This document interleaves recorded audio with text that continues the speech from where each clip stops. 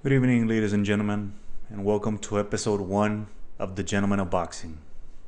I am your host, Max, and in this episode 1, I'll be talking about the most upcoming fight, Manny Pacquiao versus Mario Barrios, and of course, Max Holloway against Dustin Poirier 3 as well.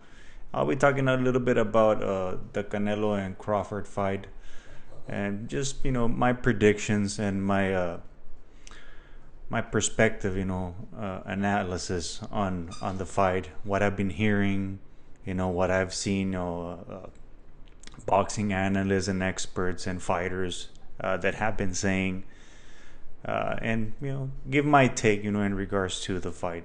So starting off with the Manny Pacquiao versus Mario Barrios fight. Of course, we all know Manny Pacquiao, one of the greatest of all times, in my opinion. 8 division champion. Fought the best of the best in every weight category. Never gave the runaround to nobody. Fought everybody in their primes. Did never back out. Dominated. And one of the best. Mario Barrios. He was in an all-out war in his last fight. Has had a couple of losses. He lost against Gervonta Davis. I think that was, because of the actual weight, if I'm being honest. He's almost 6 feet tall, and he was cutting to I don't even remember what weight did he fight Gervonta Davis at. I don't know if it was 140 or he cut under 140. But I don't think that he was himself at that weight division. I think he was too depleted, and it, of course, didn't help out at all. And then let's talk about Manny Pacquiao's last fight before his semi-retirement. He was out for, 4 years? Well, within that, let's just say that within that time span that he was in fighting, he was inducted into International Boxing Hall of Fame. So we know that they typically boxers have to be retired for 4 years, 4 or 5 years, if I'm not mistaken, to be eligible to be inducted into International Boxing Hall of Fame. So he was inducted into the Hall of Fame. He's a Hall of Famer. God knows God knows why he's fighting again. If you ask me, I never thought that he was gonna come back and fight. It was surprising to me. Not, of course, something that we haven't seen thousands of times with fighters.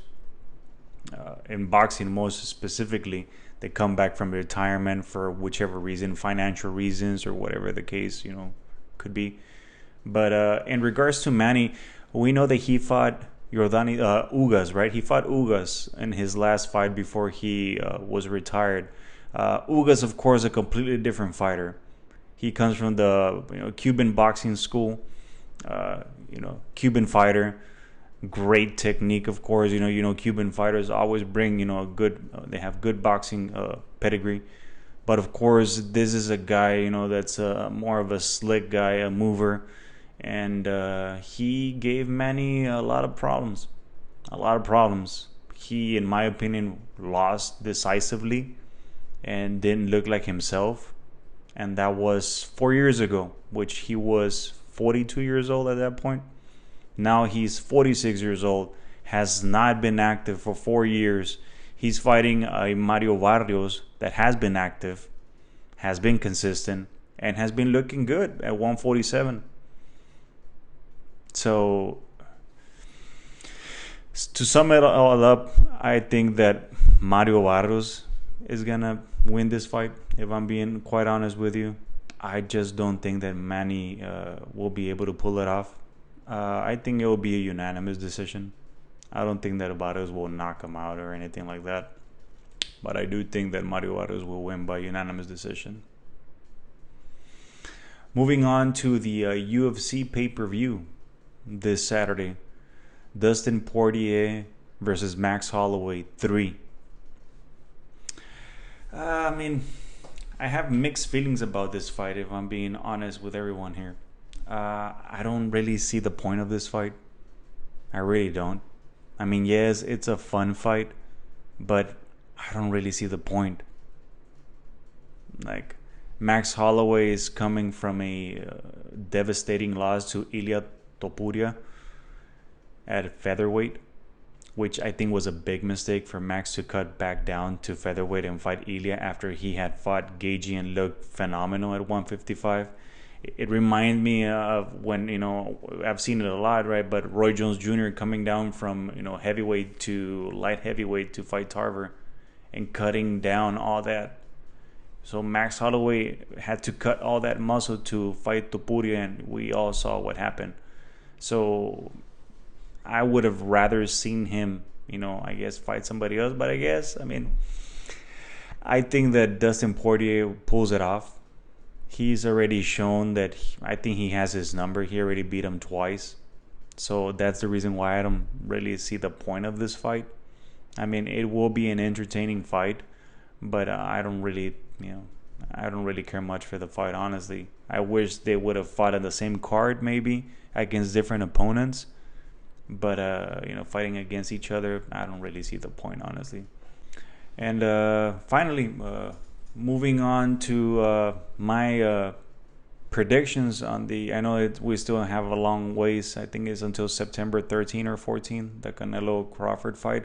The reason why I wanted to talk about this is because we've already heard a lot of boxing trainers, commentators, boxers, former boxers, and it's so weird because recently I've seen how the tides have changed, how more people have switched. Now they're actually saying that Crawford is gonna beat Canelo because he's such a more superior boxer than Canelo. And remember what Mayweather did to Canelo, and and the list goes on and on. How Crawford is gonna beat him because he's so much superior and he can even knock him out. And I've heard trainers say this and boxers. One of my favorites, Teddy Atlas, I know that he's been a big time supporter of Crawford. And I think that I have to be honest here. A lot of these trainers, commentators, former boxers, I think that a lot of it is just that they are not very fond of Canelo. I have to be honest. And this is not news. There's a lot of haters of Canelo. And yes, Canelo has 64 fights, I think, that he has total. And he is 34. Yeah, I understand that he's not, in his very, best years at this point. But I don't think that, I've seen him lose a step because he fought a boxer that wasn't willing to fight him in his last fight against Skull. That we're gonna judge him by that, or because he didn't hasn't knocked out other opponents. Let's just keep this in mind.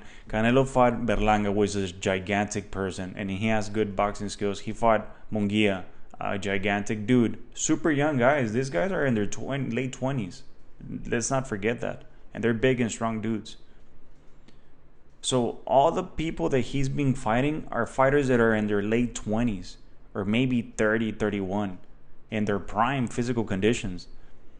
And they weren't able to do anything to Canelo. And they clipped him, and they didn't do absolutely nothing. Nothing. And Canelo schooled them.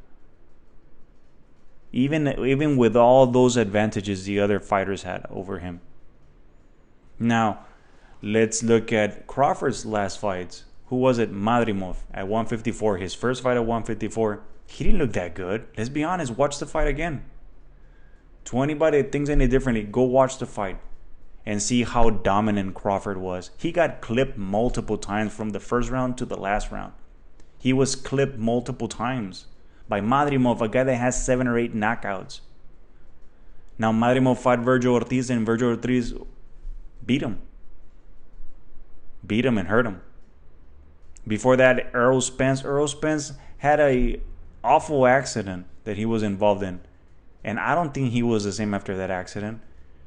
Watch the footage of what happened with that accident.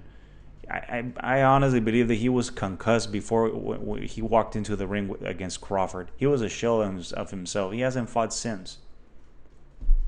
My prediction is this, and I am a big-time Crawford fan, as I am a Canelo fan. But if I'm being honest, just looking at the actual, comparisons, Canelo has been fighting at 168 for what, 5 or 8 years maybe. People forget he destroyed Caleb Smith. If you're not a boxing purist, you don't know who Caleb Smith is. He was the legitimate 168 Ring Magazine champion, and he had been destroying people. He destroyed him, Canelo.